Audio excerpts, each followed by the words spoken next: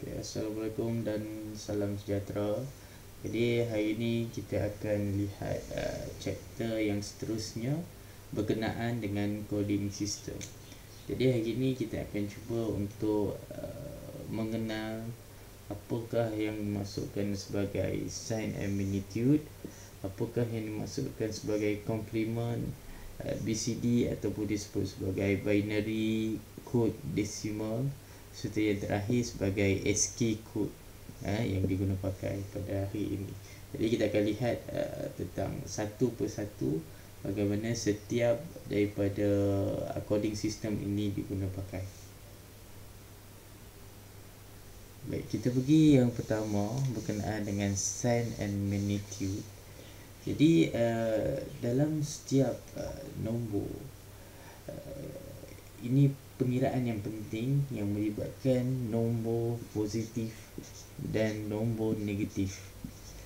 Jadi nombor positif kita kenal pasti apabila sesebuah nombor binary itu bermula daripada nombor 1. Contohnya kalau kita lihat di sini, kita boleh katakan 0.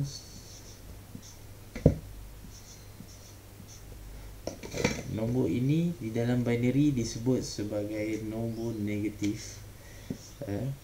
Sebab apa? Sebab dia bermula dengan angka 1, digit 1. Dan nombor positif digunakan ataupun dinilai base kepada angka binary yang bermula daripada nombor 0. Contohnya macam saya tulis ni. Jadi semua nombor yang bermula daripada 0 akan dikelaskan sebagai nombor positif, dan semua nombor yang bermula daripada 1 akan dikelaskan sebagai nombor negatif. Baik. Dalam penentuan sign and magnitude, kita ada contoh number binary yang merujuk kepada bilangan ataupun apa yang dimasukkan sebagai sign and magnitude di sini.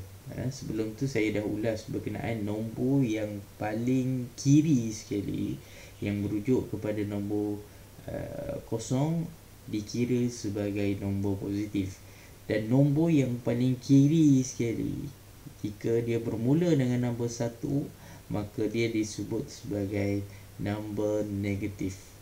Baik, sekarang kita nak kenal pasti apa yang disebut sebagai sign dan apa yang disebut sebagai magnitude. Sebagai contoh, saya ada satu nombor di sini 10101. Jadi nombor ini bila kita nak pastikan angka di depan ni disebut sebagai angka negatif, sebab dia bermula dengan 1, macam saya dah explain pada sebelum ni. Jadi bagaimana kita nak menentukan apa yang disebut sebagai sign dan apa yang disebut sebagai magnitude. Jadi saya bahagikan nombor ini kepada dua bahagian, iaitu bahagian kiri yang pertama dan bahagian yang seterusnya. Tak kisahlah nombor ni ada 5 digit ataupun mungkin ada maksimum 8 digit. Contohnya ada 8 sehingga 8 digit, maka nombor-nombor ini akan dipecahkan kepada dua. Di depan sekali kita sebut sebagai sign, dan nombor yang di belakang ni kita sebut sebagai magnitude.